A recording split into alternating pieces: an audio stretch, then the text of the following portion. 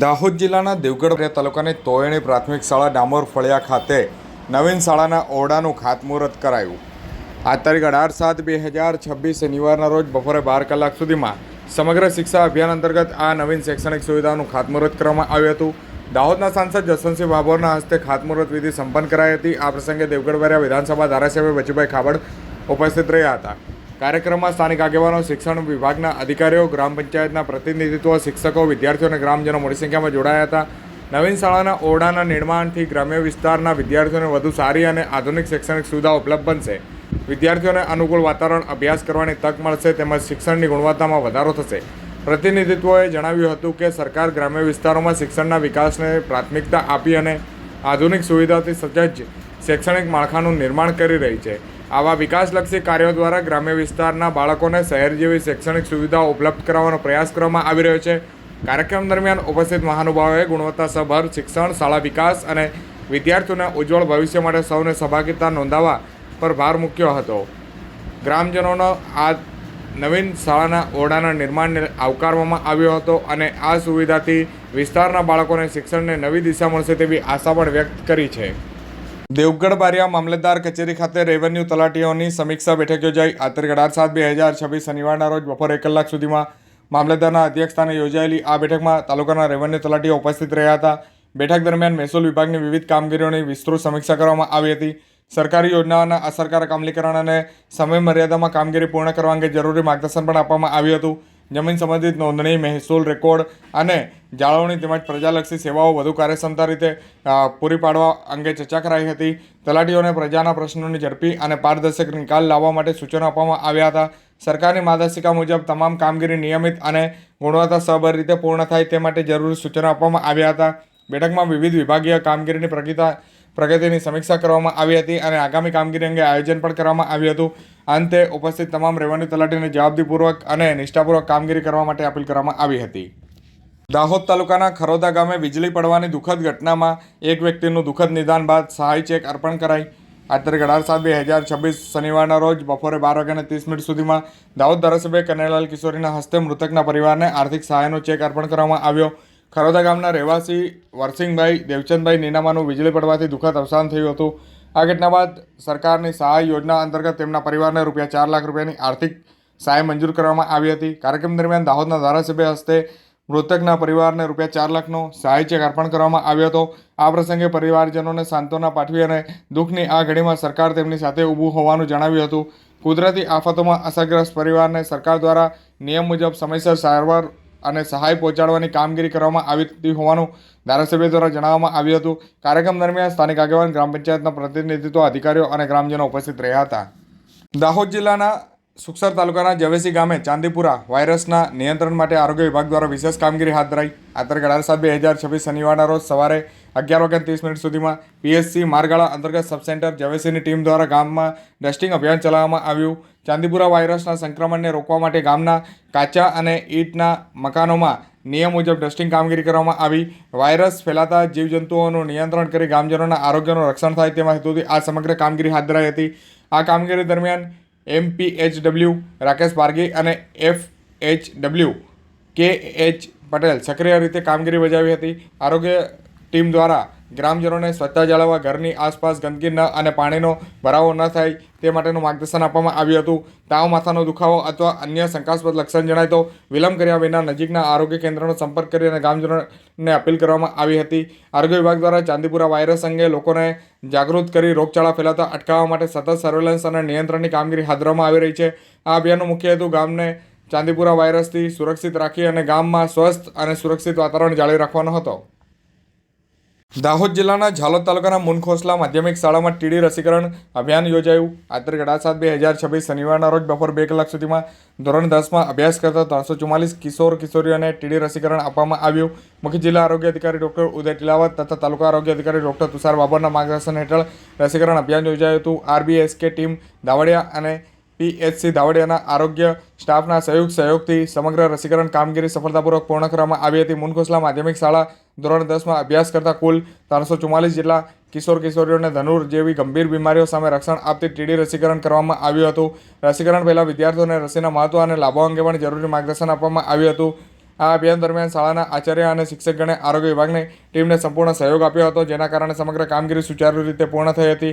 આરોગ્ય વિભાગ દ્વારા શાળા આધારિત રસીકરણ અભિયાનનો મુખ્ય હેતુ કિશોર અને કિશોરીને ગંભીર ચેપી રોગથી સુરક્ષિત રાખી તેમના સ્વાસ્થ્ય સંરક્ષણ કરવાનો હોવાનું જણાવ્યું હતું. SBMG હેઠળ દાહોદ તાલુકાના ગલાલિયાવાડ ગ્રામ પંચાયતમાં સ્વચ્છતા અભિયાન હાથ ધરાયું. આ તારીખ 18/7/2026 શનિવારના રોજ બપોરે 10:30 સુધીમાં સ્વચ્છ ભારત મિશન ગ્રામીણ અંતર્ગત ગામમાં સ્વચ્છતા અંગેનો જનજાગૃતિ કાર્યક્રમ યોજાયો. સ્વચ્છ ગામ સ્વસ્થ જિલ્લોના સંકલ્પને સાકાર કરવા ગ્રામ પંચાયત વિસ્તારમાં વિશેષ કામગીરી સફાઈની હાથ ધરાઈ હતી. જાહેર ગટર લાઇનની સફાઈ કરી પાણીના નિકાલની વ્યવસ્થાને વધુ સુચારુ બનાવવાનો પ્રયાસ કરાયો હતો. ગામમાં એકત્ર થયેલા કચરાને યોગ્ય રીતે નિકાલ કરી સ્વચ્છ વાતાવરણ જાળવવા કામગીરી હાથ ધરવામાં આવી હતી. ગામજનોને સ્વચ્છતા જાળવવા, કચરો જાહેરમાં ન ફેંકવા અને કચરાનો યોગ્ય નિકાલ કરવા અંગે માહિતગાર કરવામાં આવ્યા હતા. સ્વચ્છતા જ આરોગ્યનું પ્રથમ પગથિયું હોવાનું સમજાવી સ્વચ્છ અને સ્વસ્થ ગામના નિર્માણ માટે સૌને સહભાગી બનવા માટે અપીલ કરાઈ હતી. કાર્યક્રમ દરમિયાન ગ્રામ પંચાયતના પ્રતિનિધિત્વ, સ્વચ્છતા ટીમ તેમજ ગ્રામજનો ઉપસ્થિત રહી સ્વચ્છતા અભિયાનને સહભાગિતા નોંધાવી હતી. આ અભિયાનનો મુખ્ય હેતુ ગામમાં સ્વચ્છ વાતાવરણ જાળવવું અને રોગચાળો અટકાવવો તેમજ સ્વચ્છતા પ્રત્યે લોકોમાં જાગૃતિ લાવવાનો હતો. દાહોદ જિલ્લા કલેક્ટર કચેરી ખાતે દિશા સમિતિની મહત્વપૂર્ણ બેઠક યોજાઈ. આ તારીખ 18/7/2026 શનિવારના રોજ બપોર 3 કલાક સુધીમાં દિશા સમિતિની અધ્યક્ષ અને દાહોદના સાંસદ જસવંતસિંહ ભાભોરના અધ્યક્ષસ્થાને બેઠકનું આયોજન કરાયું. દાહોદ જિલ્લામાં ચાલી રહેલા કેન્દ્ર સરકારની વિવિધ વિકાસલક્ષી અને કલ્યાણકારી યોજનાઓની વિસ્તૃત સમીક્ષા કરાઈ હતી. બેઠક દરમિયાન જિલ્લાના 54 જેટલા વિભાગોની કામગીરી અને વિવિધ યોજનાઓના અમલીકરણ અંગેની જે વિગતવાર ચર્ચા કરવામાં આવી હતી. સાંસદ જસવંતસિંહ ભાભોર તમામ અમલીકરણ અધિકારીઓને સરકારની યોજનાઓનો લાભ સમયસર અને પારદર્શક રીતે છેવાડાના લાભાર્થીઓ સુધી પહોંચે તે સુનિશ્ચિત કરવા માટેની સૂચના આપી હતી. વિકાસલક્ષી કામો ગુણવત્તાયુક્ત રીતે અને નિર્ધારિત સમય મર્યાદામાં પૂર્ણ થાય તે માટે ખાસ ભાર મૂકવામાં આવ્યો હતો. વિભાગો વચ્ચે અસરકારક સંકલન જાળવી પ્રજાના પ્રશ્નોને ઝડપી નિકાલ લાવવા અને જિલ્લા વિકાસને વધુ ગતિ આપવા જરૂરી માર્ગદર્શન આપવામાં આવ્યું હતું. બેઠકમાં વિવિધ વિભાગની પ્રગતિ, ચાલી રહેલી વિકાસ કાર્યો તેમજ ભવિષ્યની કામગીરી અંગે પણ સમીક્ષા કરવામાં આવી હતી. કાર્યક્રમમાં કૃષિ, ખેડૂત કલ્યાણ, સહકાર, પશુપાલન રાજ્યકક્ષાના મંત્રી રમેશ કટારા, જિલ્લા પંચાયત પ્રમુખ ગમાબેન, જાલોદ ધારાસભ્ય મહેશ ભુરિયા, ગરબાડા ધારાસભ્ય મહેન્દ્ર ભાભોર, દેવગઢ બેરા ધારાસભ્ય બચુભાઈ ખાબડ, જિલ્લા કલેક્ટર સુરભી ગૌતમ, જિલ્લા વહીવટીતંત્રના અધિકારીઓ તેમજ વિવિધ વિભાગના અમલીકરણ અધિકારીઓ અને પદાધિકારીઓ ઉપસ્થિત રહ્યા હતા. દાહોદ જિલ્લાના ફતેપુરા પોલીસ દ્વારા વાંગડ મોડર્ન સ્કૂલ ખાતે જાગૃતિ સેમિનારનું આયોજન કરાયું. આ તારીખ 18/7/2026 શનિવારના રોજ બપોર 12:30 સુધીમાં ફતેપુરા પોલીસ દ્વારા વિદ્યાર્થીઓમાં સુરક્ષા અને કાનૂની જાગૃતિ લાવવાના હેતુથી ફતેપુરા પોલીસ સ્ટેશન વિસ્તારના વાંગડ મોડર્ન સ્કૂલ ખાતે જાગૃતિ સેમિનારનું આયોજન કરાયું. સેમિનારમાં ધોરણ 6 થી 12માં અભ્યાસ કરતા વિદ્યાર્થીનીઓ માટે ગુડ ટચ બેડ ટચ અંગે સરળ અને અસરકારક રીતે માર્ગદર્શન આપવામાં આવ્યું હતું. સાથે જ પોક્સો એક્ટ હેઠળ બાળકોને મળતા કાનૂની રક્ષણ અને પોતાના અધિકારો અંગે પણ માહિતગાર કરવામાં આવ્યા હતા. કાર્યક્રમ દરમિયાન સાયબર સલામતી અંગે પણ વિસ્તૃત સમજ આપવામાં આવી હતી. સોશિયલ મીડિયા અને ઇન્ટરનેટનો સુરક્ષિત ઉપયોગ કેવી રીતે કરવો, ઓનલાઈન છેતરપિંડીથી કેવી રીતે બચવું, અજાણ્યા લોકો સાથે સંપર્ક કરતી વખતે કઈ સાવચેતી રાખવી તેમજ કોઈપણ શંકાસ્પદ ઘટના બને તો તાત્કાલિક પોલીસને જાણ કરવા અપીલ કરાઈ હતી. વિદ્યાર્થીનીઓએ નિર્ભય બની પોતાના સુરક્ષા માટે જાગૃત રહેવા, કોઈપણ અયોગ્ય વર્તન માટે અવાજ ઉઠાવવા અને જરૂર પડે ત્યારે કાયદાકીય મદદ લેવા માટે પ્રોત્સાહિત કરવામાં આવ્યા હતા.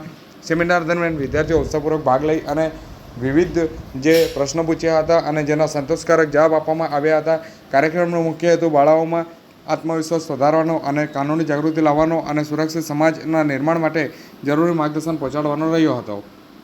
દાહોદ જિલ્લાના સિંગવડ તાલુકાના સિંગાપુર ગામેથી ઝેરી નાગનું રેસ્ક્યુ કરાયું. આ તારીખ 18/7/2026 શનિવારના રોજ સવારે 10 કલાક સુધીમાં સિંગાપુર ગામના રહેવાસી સુનિલભાઈ નેનામાના ઘરે ઝેરી નાગ દેખાતા તેમણે તાત્કાલિક દાહોદ વન વિભાગનો સંપર્ક કર્યો હતો. જાણ થતાં જ વન વિભાગમાં ફરજ બજાવતા વનરક્ષક કિશનભાઈ બેદી જેઓ કે ઘટના સ્થળે પહોંચ્યા હતા. વનરક્ષક કિશનભાઈ બેદીએ સાવચેતીપૂર્વક આશરે 5 ફૂટ લાંબા ઝેરી નાગનું સફળ રેસ્ક્યુ કર્યું હતું. રેસ્ક્યુ બાદ સાપને સુરક્ષિત રીતે તેમના કુદરતી રહેણાંકમાં મુક્ત કરવામાં આવ્યા હતા. રેસ્ક્યુ દરમિયાન ગામજનોએ સાપ અંગે જાગૃતિ પણ આપવામાં આવી હતી અને ઝેરી સાપ દેખાય ત્યારે ગભરાટ ન ફેલાવવું, તેને મારવાનો પ્રયાસ ન કરવાનો અને તાત્કાલિક વન વિભાગને જાણ કરવા માટે તેઓએ અપીલ કરી હતી. દાહોદ જિલ્લા પશુપાલન અધિકારી દ્વારા દાહોદ પશુ દવાખાનાનું વાર્ષિક તપાસણી હાથ ધરાઈ. આ તારીખ 18/7/2026 શનિવારના રોજ બપોર 1 કલાક સુધીમાં તપાસણી દરમિયાન દાહોદ તાલુકા હેઠળ કાર્યરત પશુ દવાખાનાઓ તેમજ પ્રાથમિક પશુ સારવાર કેન્દ્રોની કામગીરીની વિસ્તૃત સમીક્ષા કરવામાં આવી હતી.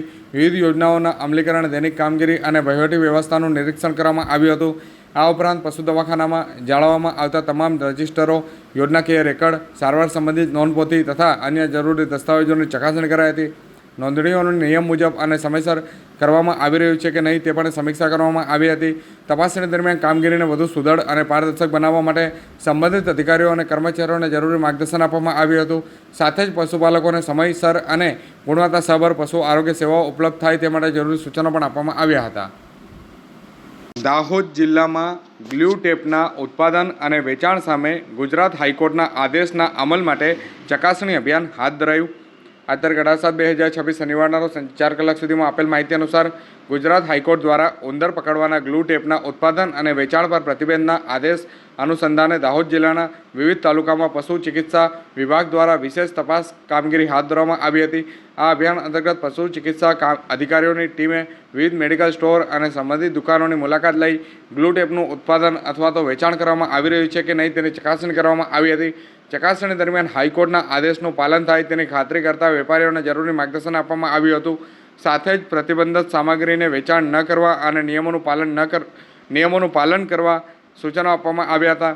જો કોઈ વેપારી નિયમોનું પાલન ન કરે તો તેના સામે કાર્યવાહી કરવામાં આવશે તેવી પણ તેઓને માહિતી આપવામાં આવી હતી. પશુઓ અને પક્ષીઓના સંરક્ષણને ધ્યાનમાં રાખી હાથ ધરાયેલી આ અભિયાન દરમિયાન સંબંધિત વિભાગ દ્વારા નિયમિત દેખરેખ રાખી હાઈકોર્ટના આદેશના અસરકારક અમલ સુનિશ્ચિત કરવામાં આવી રહ્યો છે.